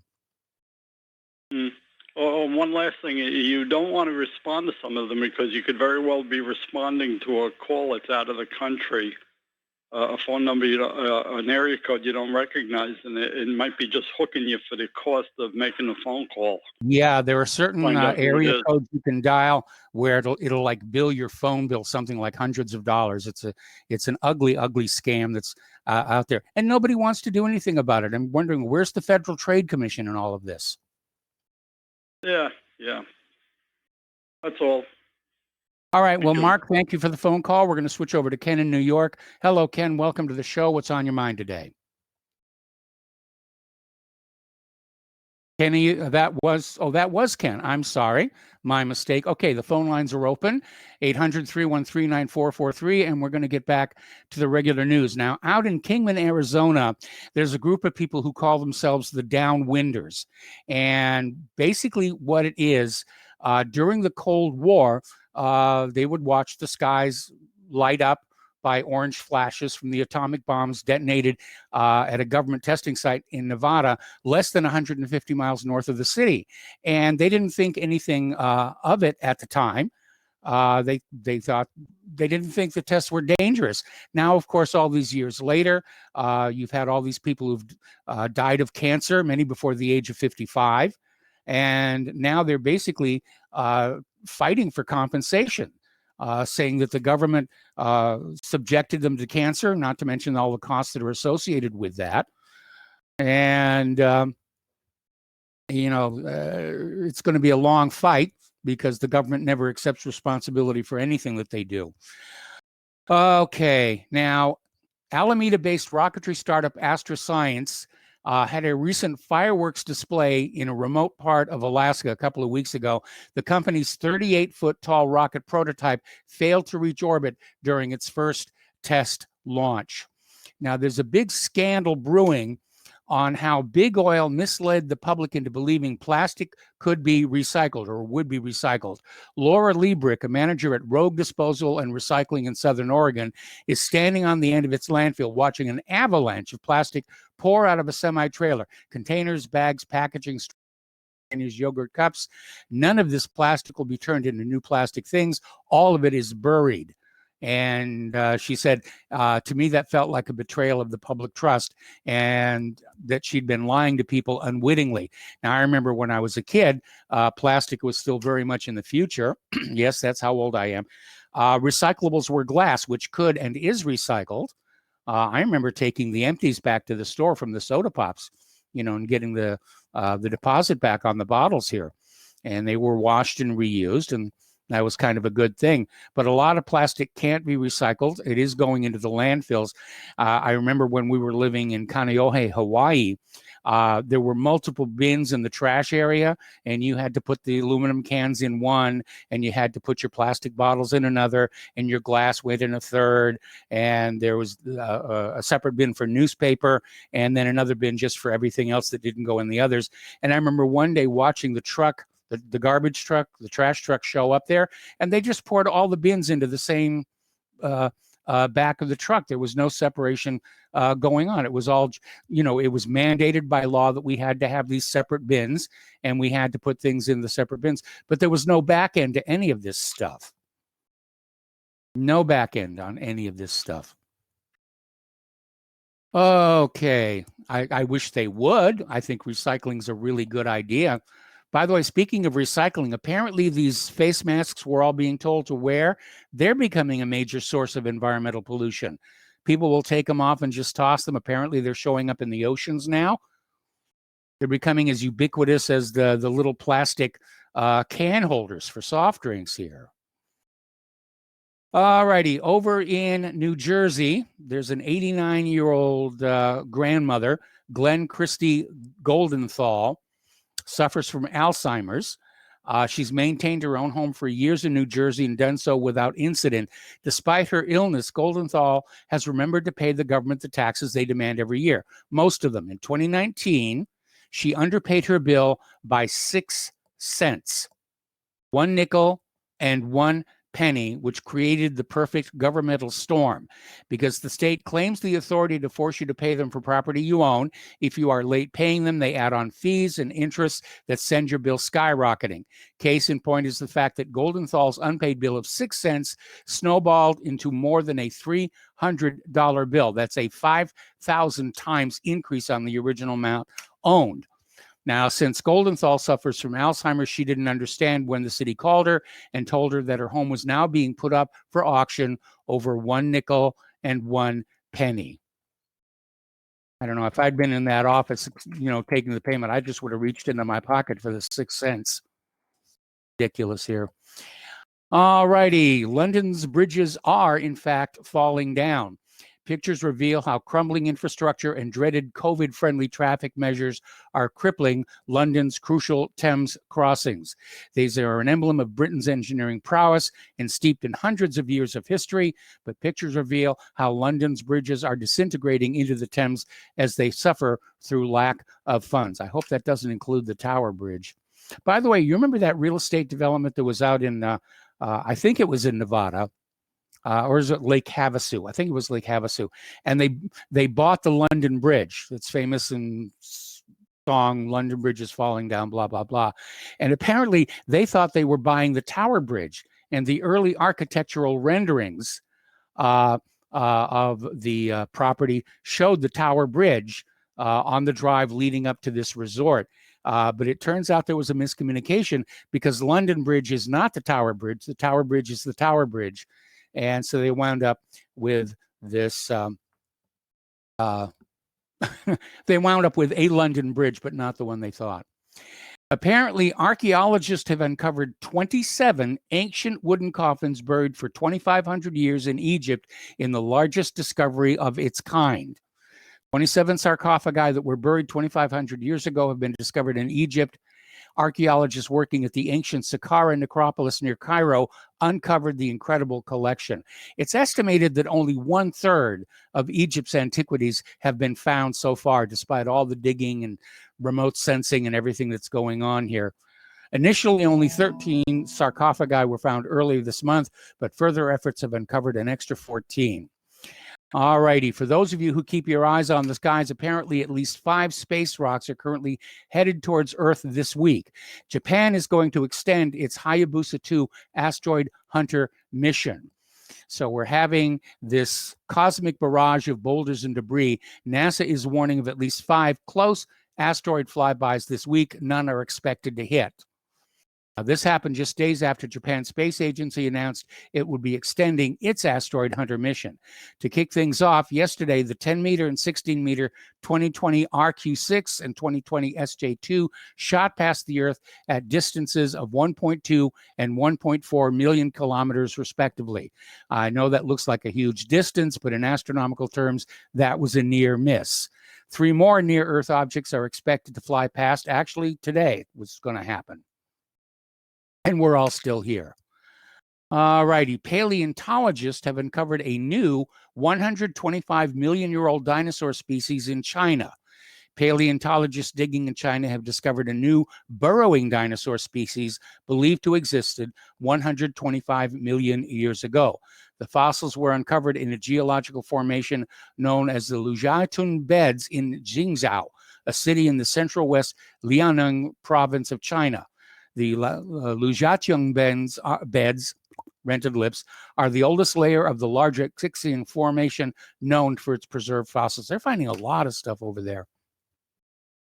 Speaking of dinosaurs, we've all seen the Spinosaurus in the Jurassic Park movies, but it turns out Spielberg's depiction of the animal was in error. They had it running across the ground and chasing the stars and snapping its teeth shut on them.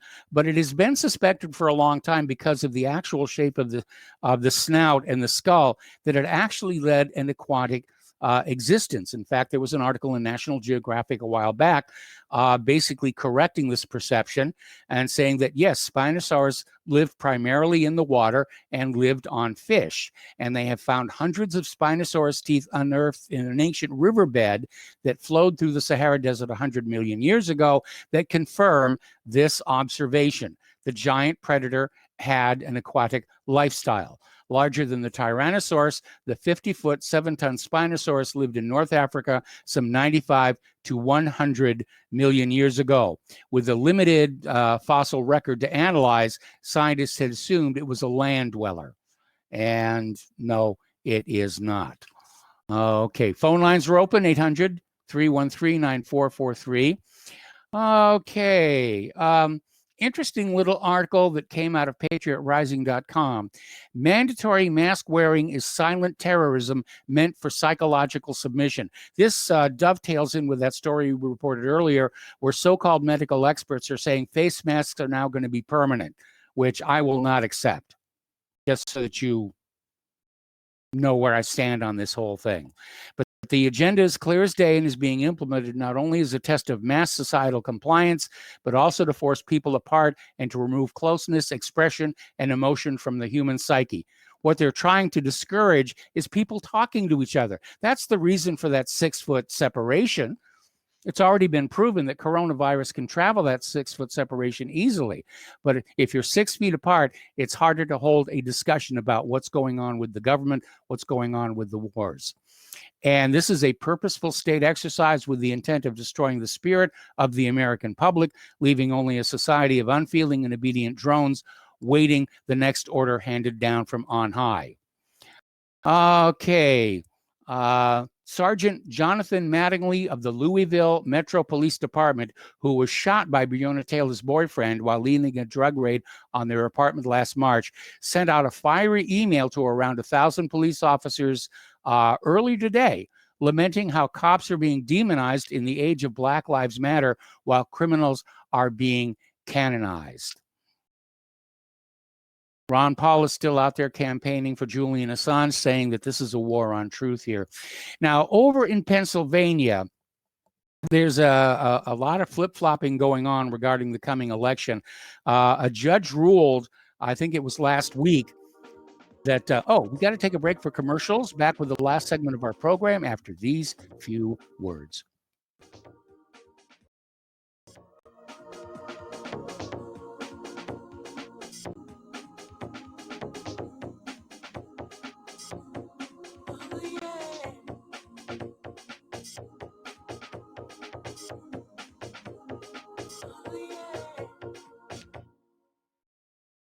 Here at Republic Broadcasting Network, we have been building our online store. Well, we have been focusing on bringing you the best talk show host in the country. Here at Republic Broadcasting Network, we also want our listeners to have products they can use every day and in times of emergency. We have added new products each week to our store. Your support of this network, plus products at the best prices, is a win-win situation. Check out our new store. Go to our website, republicbroadcasting.org, and click on the online store located at the top of our website. Together, we can continue to grow RBN and help our listeners prepare for the future. Go to republicbroadcasting.org and click on our online store or call us. 800-724-2719, extension 3. 800-724-2719, extension 3. Extend your life with Extendovite. After about a month of Extendovite, I don't know what it is about the circulation factor. I was able to increase the weight, increase the amount of sets I could do. It has to do with the oxygen getting to the blood. You should market this as an athletic performance. And I don't change anything about my diet or anything. I just thought, this is amazing. Bilberry extract is got something called resveratrol in it, which is the same stuff that you get from red wine. It's also good for eyesight. And I was reading that the Royal Air Force during World War II would give their pilots bilberry jam so they could have better night vision stuff. This is amazing. To order, call 1-877-928-8822. That's 1-877-928-8822, or visit our website at heartdrop.com. Extend your life with Extendovite. Hey, honey, I'm home. I grabbed a newspaper on the way home. Look at all the news today. Don't you know that all you're going to get in the newspaper is propaganda, twisted news, and false information? Honey, this is a national newspaper. It has to be true. Ha! For some reason, the majority of the population believe anything the mainstream media tells them. The newspaper doesn't give out the important attention of what's happening to this country and news that affects our daily lives. Say, does that newspaper mention anything about the North American Union? No, not that I can see. I didn't think so. You need to go to www.newswithviews.com, where truth is more important than political correctness. That's www.newswithviews.com. Hey, don't throw that away. We can use that in the birdcage. Okay, move over. Let me start reading newswithviews.com. The truth? Read all about it at newswithviews.com. Newswithviews.com, where reality shatters illusion. If you got the money, honey, we got got the bombs, we'll plant 'em anywhere you like and blow up anyone. Whip this world into a frenzy, killing babies, dads, and moms. If you got the money, honey, we got the bomb. If you got the money, well, we won't say we did. The towers in And welcome back to our show, last segment of our program today, and we're talking about Pennsylvania and some things that are happening with the coming election there. Last week, a judge ruled that votes had to be counted even if the vote signature didn't match that on the registration. I mean, that just opens up a huge door to vote fraud and ballot harvesting and so forth. But apparently there is an obscure law in Pennsylvania that might result in 100,000 mail-in ballots being thrown out without being counted. And this is a requirement for the vote, the mail-in ballot, to be enclosed in what's called a secrecy envelope. And it seems rather silly, but that is the law. And it's going to contribute to what is likely to be the most chaotic election in American history. And we're going to see the wrangling over what votes should be counted and what votes should not be counted. I was seeing some people, the experts on Fox News earlier today arguing why 2020 is not going to be a repeat of 30-30. So I'm sorry, repeat of 2000. I was distracted there for a minute. And so let's see. Anyway, Alexandria Ocasio-Cortez is telling Americans to take to the streets, radicalize, and fight as Trump and the GOP Senate consider Ginsburg's successor. According to the Che Guevara protege and Democratic Socialist Alexandria Ocasio-Cortez, the U.S. Supreme Court seat just vacated by Ginsburg belongs to her and her fellow left-wing revolutionaries. It doesn't belong to the American people and is not subject to the processes prescribed to the Constitution for the replacement of high court justices. She actually apparently said that the Constitution should not apply. Now, one of the issues that is surrounding the new nominee to the Supreme Court is the Second Amendment.